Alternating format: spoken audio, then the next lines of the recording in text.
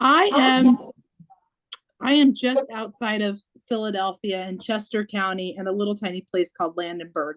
It's really close to Wilmington, Delaware. Oh, Okay, sweet. so you're fairly close to me too, Yes, closer than San Diego. Yes. right? So it's lunchtime for us. So Yes. so I hope this topic of food is going to be interesting. Our stomachs will be growling over here. So, Yes. all right, I've got my spiel that Sarah from Interfaith Philadelphia provided for me, which was super wonderful. I told Shar I don't want to mess it up, but here we go. So we're super grateful to be here during Interfaith Awareness Week, right? My name is Kate Suku. I'm a board member on Interfaith Philadelphia. And Interfaith Philadelphia is an organization that really wants to bring people together. They have the Dare to Understand principle. They want to understand people of different faiths, et cetera, and build bridges across faith differences. They've been doing this for over 20 years. They just celebrated their 20th anniversary in June. It was a phenomenal just opportunity to get together and enjoy each other and the work that Interfaith Philadelphia has done. So when they say interfaith, they understand that to include people of any religious or spiritual tradition, those who don't identify with a particular faith, and those with diverse worldviews. So I found Interfaith Philadelphia a few years ago. My church organization, the Church of Jesus Christ of Latter-day Saints, has a great partnership in the Philadelphia area with Interfaith Philadelphia. There's been a lot of bridge building. Because of Interfaith Philadelphia's relationship with us, we had a temple that was dedicated. San Diego's got a beautiful temple. And Ohio's just got Columbus, et cetera. But Philadelphia had a temple that was built and dedicated in 2016. And Interfaith Philadelphia was a wonderful partner to help us. They came on tours, et cetera. It was just great. And then they have a great visionary women program that I participated in. They do a lot of wonderful things. So they work with youth, people in all vocations, and religious leaders. We strive to provide people with skills, relationships, knowledge, and experiences to connect with those different than they are. Our programs are both virtual and in person, speaking of Zoom. Today, we're excited to share with you just a small piece of a 3-year project that they worked on, the Crafting Community Project. The Crafting Community Project launched in South Philadelphia in August 2019, engaging over 25 new and existing partners from local organizations, civics, and congregations.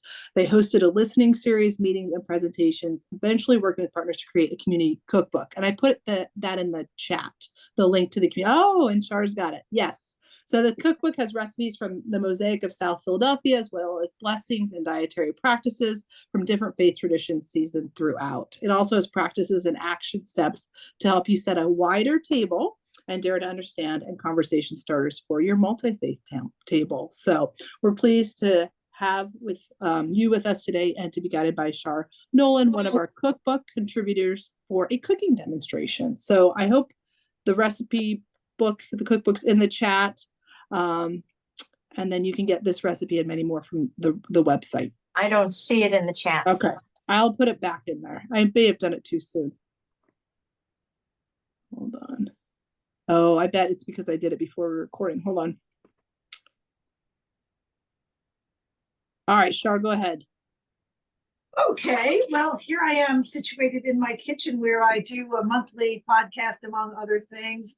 And I thought that before we jump into what we're going to talk about today, because the other part of it is that for the last 8 years, I have been serving the community at the South Philadelphia Library, which is called the Health Library. It's located at 1700 South Broad, and it's called that because the first floor is the library.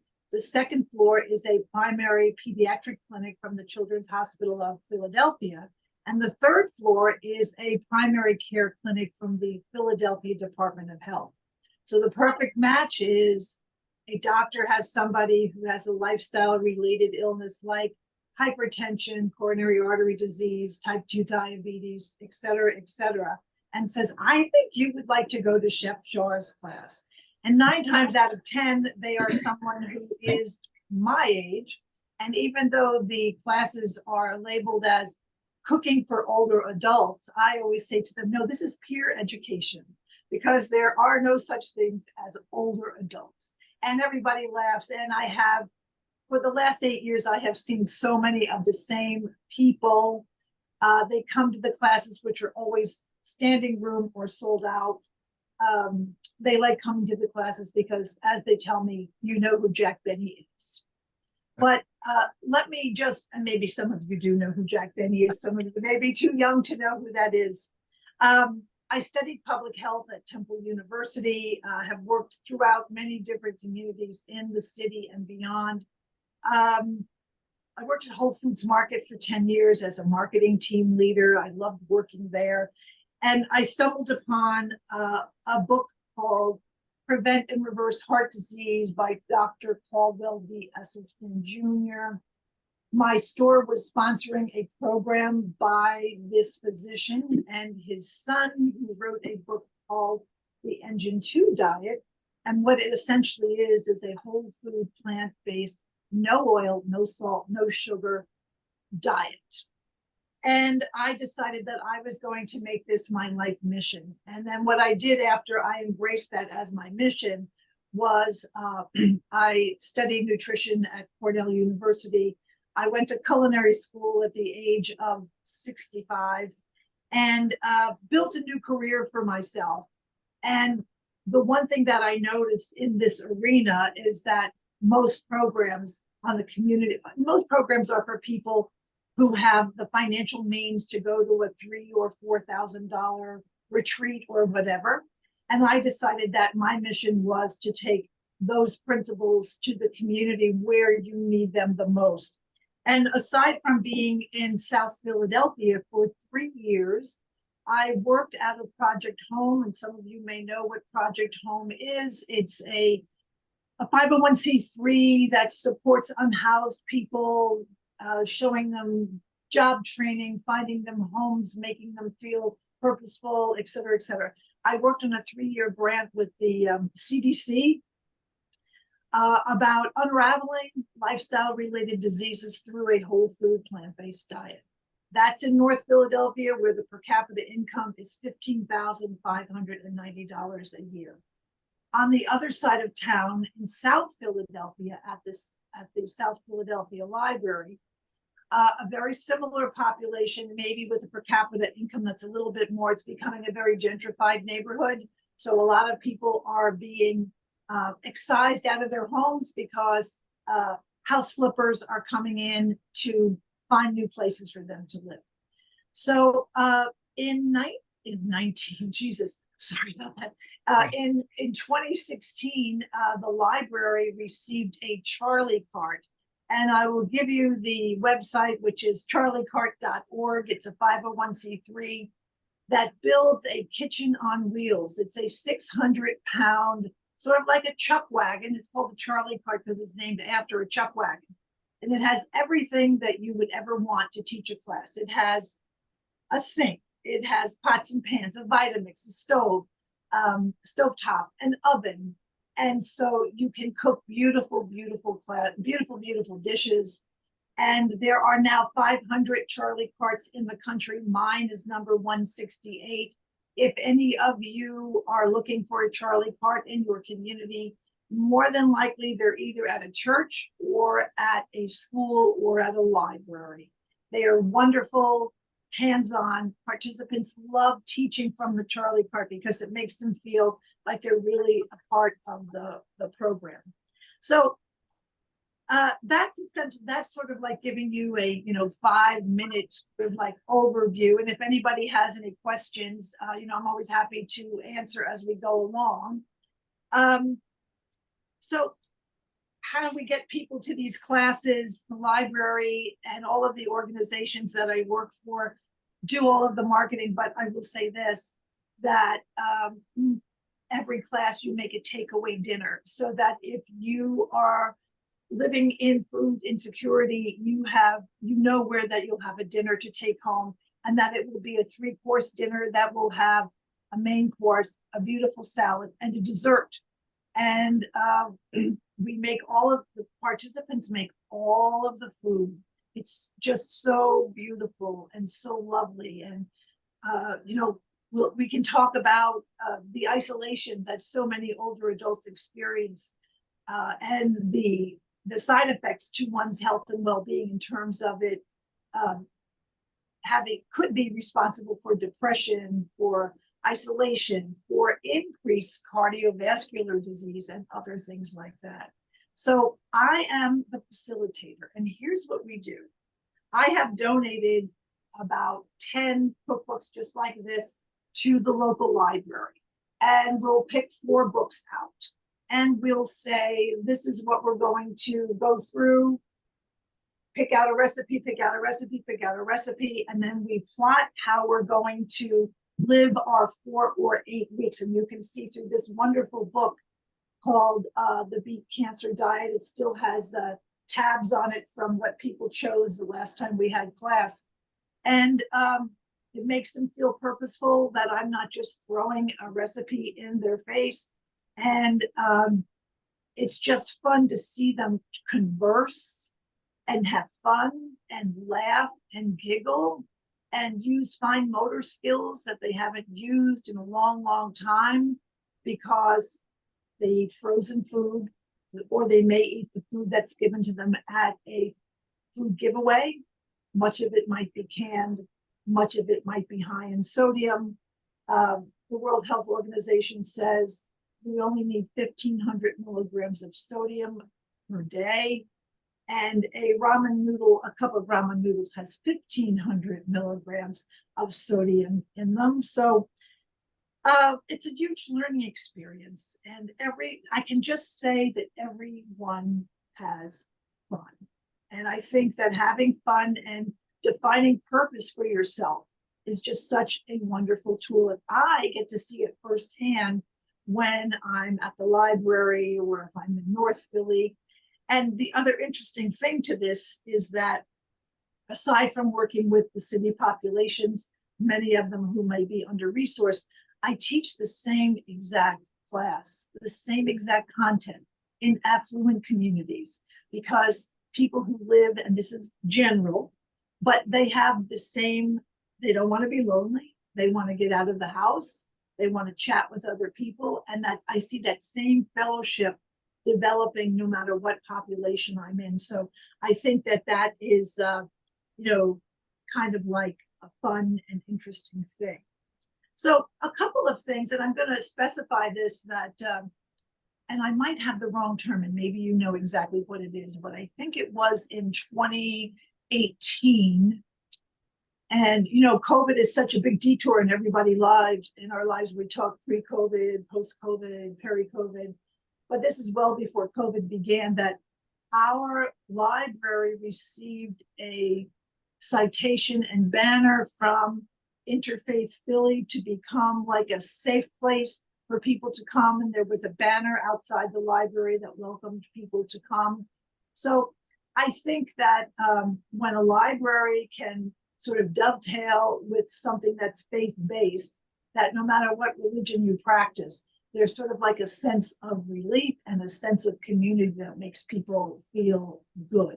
And I've seen since the end of COVID how the library again has become a hub for people to meet and socialize and crochet or make jewelry or, do whatever that might be.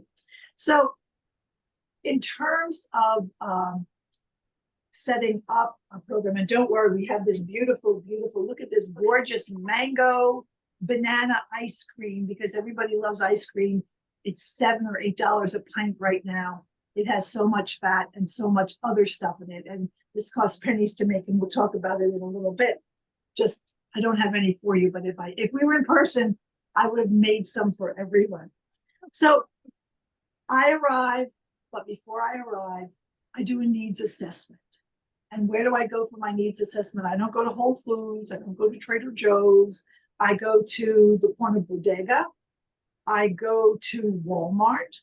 I go to grocery store outlet and Aldi, because I happen to know through the years that that's where people shop. Did you have a question? No, I just love Aldi. Oh, I do too.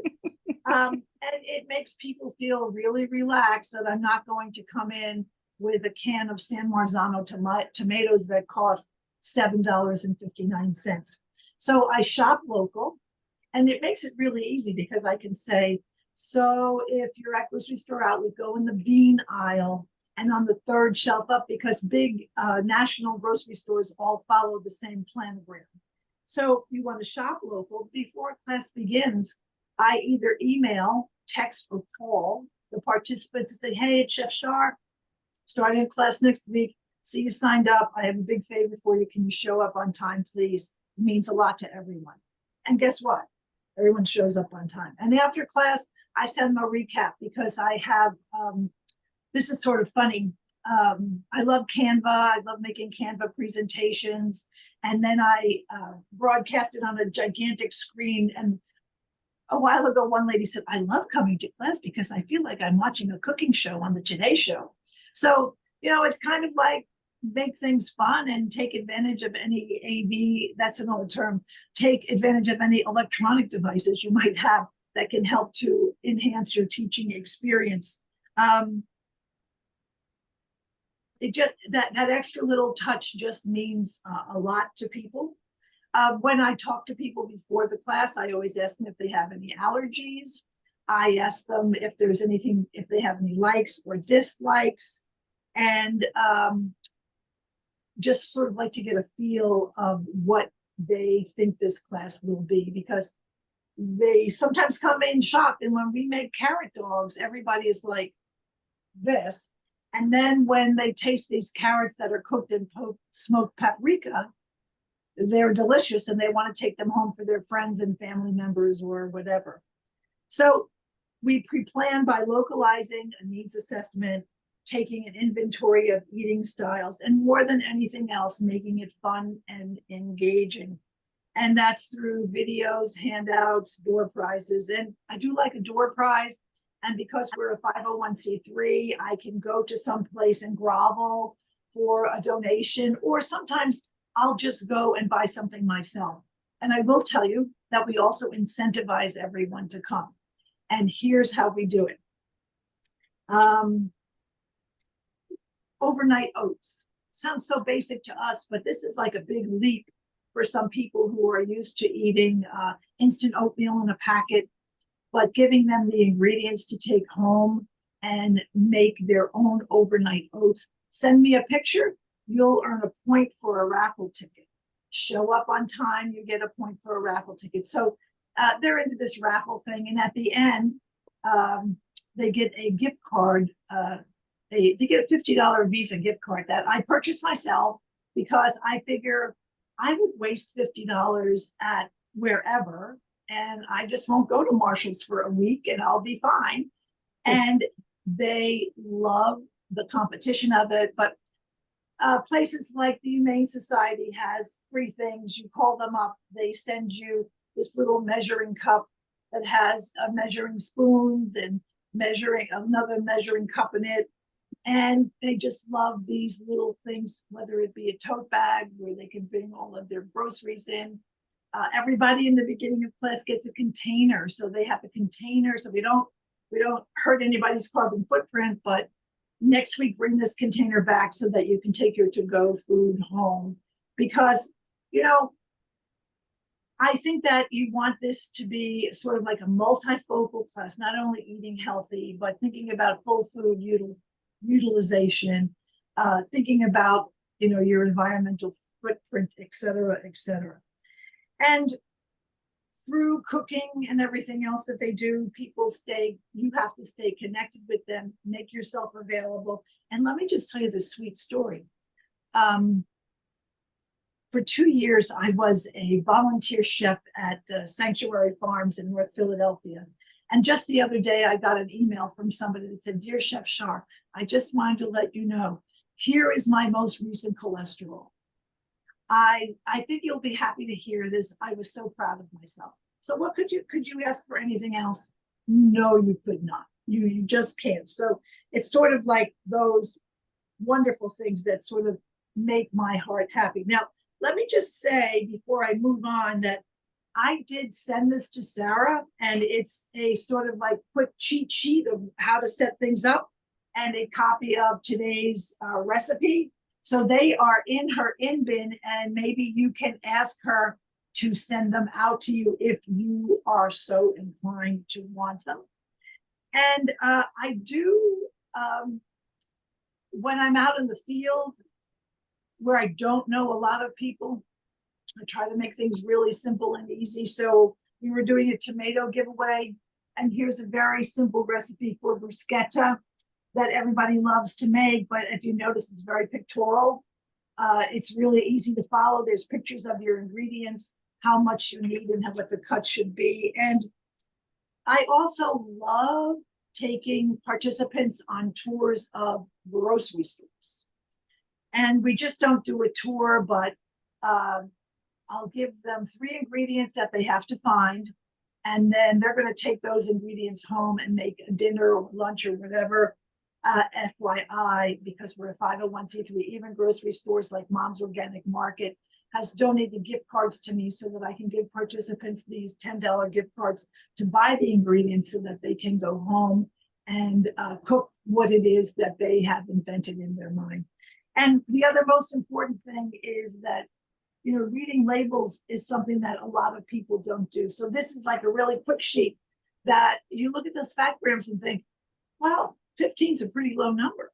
But the reality is that there are 9 grams of fat in a tablespoon of salad dressing or olive oil or whatever, and you should only have 30 grams of fat a day. This sort of just makes them aware. And I'm going to tell you that it really, really works, because I can see them at the grocery store. Even they'll email me and say, Chef Shar, I read the label on a can of beans and I went and got the low sodium ones instead. Or that 4 grams of sugar is a teaspoon of sugar, so that that can of soda has 36 grams of sugar in it, so it makes them a little bit more aware. So those are just some kind of basic fun things. But I do want to tell you something that happened, and I hope I don't cry. So we arrive the first week of class, and I say, these are the books we're going to use, folks. And then I get back the next week and I say, guess what? We're changing it upstream. We're going to use this cookbook instead. So one of my lifelong friends, healthy, was diagnosed with pneumonia, and within 12 hours was diagnosed with terminal cancer. She sent me this cookbook from her hospital bed and said, can you do me a favor? Can you cook for me? And I was like, look through the cookbook, tell me what you want me to make, and I will deliver it tomorrow. So I go back to the cooking class and I say, change of plans. And I tell them about my friend Gretchen. And one of the women in the class stood up and started to pray in the middle of class. And that never, ever happened to me before. And they were so sweet and kind, excuse me, and so supportive. I thought, well, yep, everything's going to be okay. And then 5 seconds later, the grocery store clerk, where I ran in to get some kale, brought a bouquet of flowers to the classroom to just say, I thought these would cheer you up. Participants of this specific class would email me every day and ask how Gretchen was doing and that they were praying for her. So I've been, excuse me, teaching cooking classes for a long time. This never, ever happened. Never, ever happened. And the person who wrote this book, his name is Chris Wark. He had stage 4 colon cancer. And through prayer and following a whole food plant-based diet, totally cured himself. So the book will always have a special place in my heart. And I also sent a video to Sarah, and in the video, it's a 28-second video, there are all of the dishes that everyone made in the class. And they just had so much fun. And sadly, my friend Gretchen passed away within 2.5 weeks. But even with that, they were, excuse me, they were able to offer me and everyone else in the class such condolence through their prayer. And it was probably, I don't know if it will ever happen again, but it was one of the loveliest moments of my life. So that's it in a nutshell. And if you're asking about how these classes run, during an election year, it's tough to get money because every politician is asking for money, but I've had local state representatives donate money to pay for my time and food. I've written grants from organizations that I know of who will support cooking classes. And you just kind of keep turning the wheel and hoping that you can continue to do what it is that you love. And that's the last thing. I overheard two of the participants of a class say, I went to the cooking classes at the senior center and they were awful. It was like the worst food we ever ate, and we'll come here instead. So it's just kind of funny that they realize that, this is a totally professional thing and that they're happy to be there. I'm happy they're there. And the classes move forward. And it's kind of funny and interesting because when people send me pictures of foods that they make, I just don't see the food, but I see the turmoil that's in their lives. I see 3 empty soda cans in a picture, and I see lots of medicine bottles. And I think to myself, well, we can change the fabric of how things are. We just have to help people get organized, help them become more knowledgeable, be patient with them. And the nice thing is that when they see their A1C go down or they see their blood pressure go down, they kind of like add 1 + 1 = 2, and maybe I can do this. So here's what an example of something that is the most favorite thing of everything that we do. I do want to bring up one point. This is a bottle of lemon flavoring. And because a lot of the desserts that we work with are raw, I always make sure I use an alcohol-free extract, because the alcohol that's in vanilla or almond extract or whatever could be a trigger for somebody who might be struggling with alcohol. So I always use alcohol-free.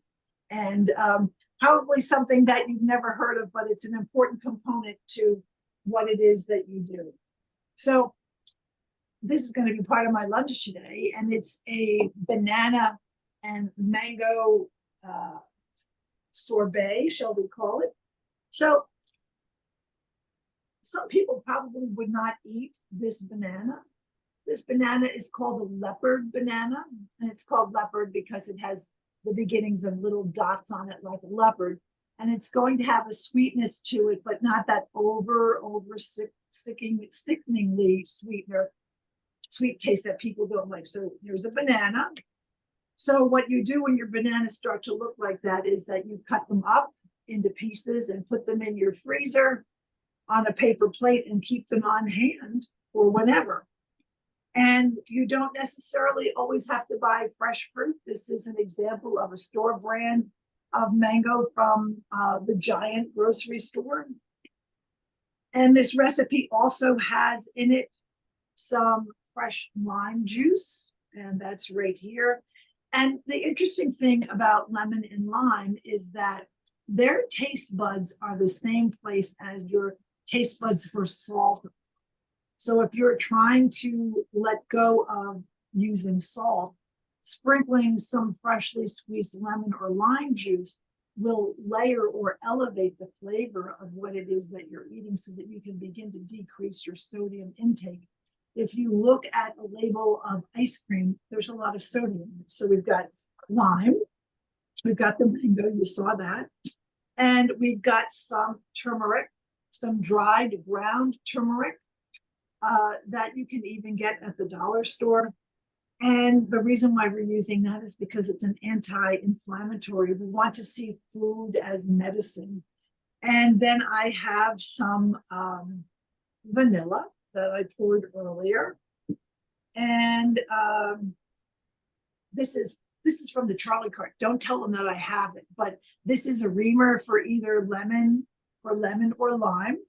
And you can get, there's about, if you squeeze a citrus fruit well, you'll get about 2 to 3 tablespoons of liquid lemon or lime juice. It tastes much better than the stuff that's in the bottle because it has citric acid in it.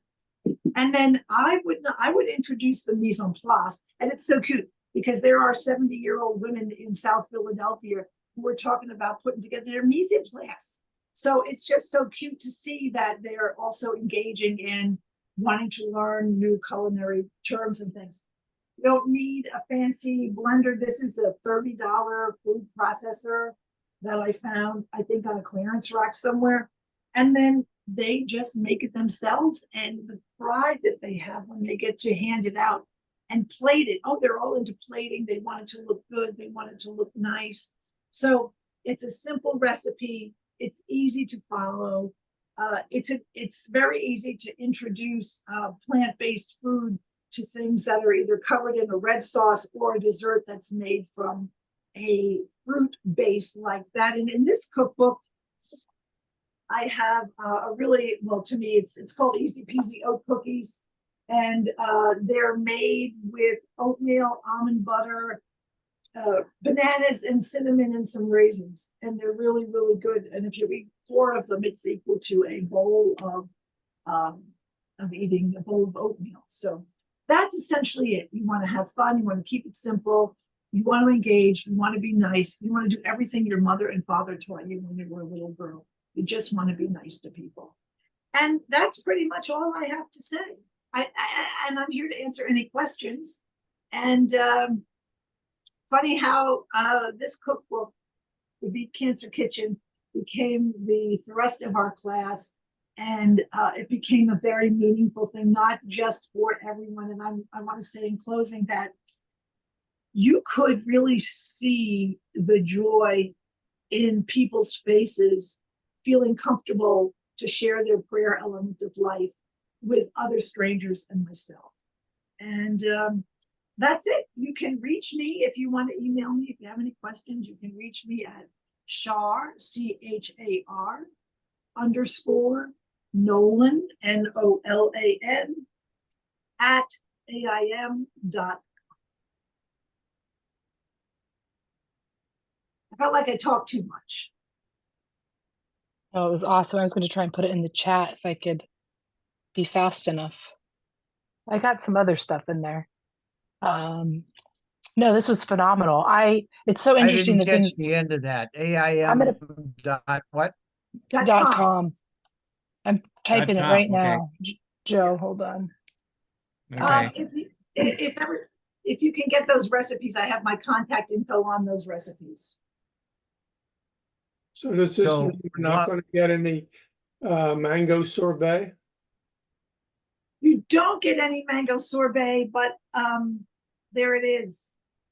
So Chef Char, Yes. what are the proportions that go into the mango sorbet? You gave us the ingredients, but you didn't I tell did. us how much. And again, I'm hoping that Sarah will be able to send you the recipes, which I sent to her earlier this week. Okay. So The recipe Joe, is there. The recipe just fell on the floor, but the recipe is there. And then on the back is sort of like a how-to and all of my contact info. Joe, give me your email address and I will make sure that you get it from Sarah if you're comfortable giving me your email address. Sure, I'll type it into the chat. Okay, perfect. I'm that easy with it. Good. So I don't know, you probably have no clue. So Interfaith Philadelphia got this grant and it sounds like the best grant in the world. I know that that's not true, but it essentially gave them a free week off. So all of the Interfaith Philadelphia employees are off this week, no email, no meetings, they are just off, and it doesn't count against their vacation time, literally a free week. So I will circle, and I've been sending emails to Interfaith Philadelphia, and I've just been send them, so they're coming back to them when they get back on Monday. They're going to get my emails. because I think that's the coolest thing ever. So the whole point of that story, Joe, is I will email Sarah, I will get the recipe cards from her, and then we will get them to you Excellent. because they're off. And I apologize, I don't have them. Let's see. You know, I could probably send them to you right now. Just tell me what your email address is and I will send them to you. I put it in the chat. Yeah, and I'm sending mine too. I think, Shar, we've been on emails together with Yes, yes. Dr. Steve. So let me just see. If you send them, then Almost. here. All right, hold on one second.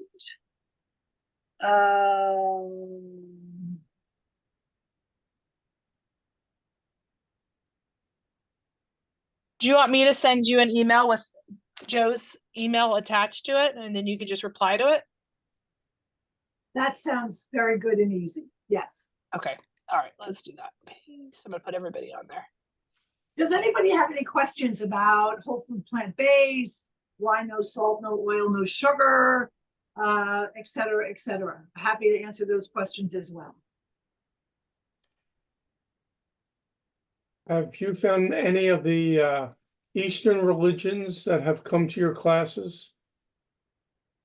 Oh, yeah. Yeah. Yeah, the classes are, I mean, I can just say that there are people of, it's multi-ethnic, multi-religion, and I don't ever get into the specifics of that, but I can tell by what people sometimes eat or don't eat. I have learned, well, the good thing is that for those who practice the Muslim faith, a whole food plant-based no oil diet is perfect because nothing has been slaughtered. So it works out perfectly. So when you say like no oil, I mean, so are you baking most of like your carrots? Are those, I mean, carrots are easy and not a good example, but are you baking mostly, not doing anything on the stove top unless it's in water? Is that a silly question? No, there are actually, I teach in all of my classes what's called no oil saute. So there are many, many ways to saute without using oil, where you save all of the calories and you also save the grams of fat. And so we do that. I will schlep my air fryer with me. Oftentimes an air fryer will be a door prize. And there are also funny stories behind the air fryer, but yeah, I teach them to cook new ways. And I'll tell you the most interesting thing.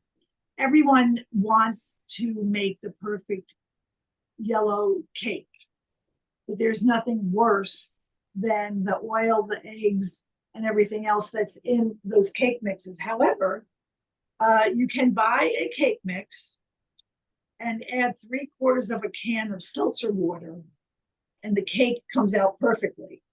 So my own personality is just get me to the deep end of the pool and let me jump in. I realize that for most other people, holding onto the guardrail of the pool and taking baby steps is a great way to go. And once they taste that cake or that banana bread or whatever it is that I make, they're like, oh, I can do this. And the cost efficiency of not having to use butter or margarine or other things like that is rather phenomenal when you think about it. And I'm going to say this. I'm 75 years old. I take no medication whatsoever. I exercise daily. I hope I'm a poster child because I do believe that you can reverse and prevent any kind of a disease. So my siblings, all of whom I love and adore, are really sick older adults because they choose to still embrace the standard American diet. Yeah, that's a shame. I mean, as somebody who's tried to balance all the things to be healthy and just genetically have high cholesterol, this has been very enlightening. I just Googled cake mix and seltzer water, and how to saute without oil. So I'm learning. Well, you know what? Go to, I happen to be a chef instructor at a place called ROUXBE, So plug in, just type in no oil saute Ruby, and Okay. that recipe is phenomenal. And if you're going to use the cake mixes have gotten smaller in weight. There's that shrinkflation thing. So you Yep. have to accommodate the amount of ounces in a cake mix. So that's why I'm it says 1 can, but you really want to do more like 10 ounces Mm. rather drink the other 2 It yourself. just said that. Yeah. Yeah. Ha ha. I'm gonna try it. Oh, it works really well. Yeah. Oh, there you are. I see you. Bingo. I love it. Awesome. Well, I'm listen, excited. I am always, you can always find me on social media, or you can find me at an email someplace. And I want to thank you so very, very much for inviting me. I love the work that you all do. And yeah, I think everything is good. So if you don't have any other questions, I'm going to go eat that mango sorbet. all We're gonna by be myself. jealous. By yourself. All by myself. Well, It's awesome. it's hard for a spoon to travel from Philadelphia to San Diego without some disruption along the way. Well, Otherwise, you get a taste. Well, I love San Diego. I did my first marathon in San Diego 25 years ago, and it's a beautiful, beautiful city. So you live in a gorgeous, gorgeous place, and I have very fun memories. So Yes. Thank you so much, Shar. I love that you did your first marathon at 50. That's very inspiring. I did. I love it. Love Funny. it. So I look forward to getting the recipes. I sent the email. Perfect. And I sent the link to the cookbook in the chat if anybody's interested in that. And I think we're good. If anybody has anything else, this was awesome. Very enlightening. Thank you so much. Thank you so much. Have a great day, everyone. Eat something healthy and delicious. Thanks so for much, sharing. Dawn. Bye-bye. Good thoughts. Thank you. Yes. Bye, everybody. Bye.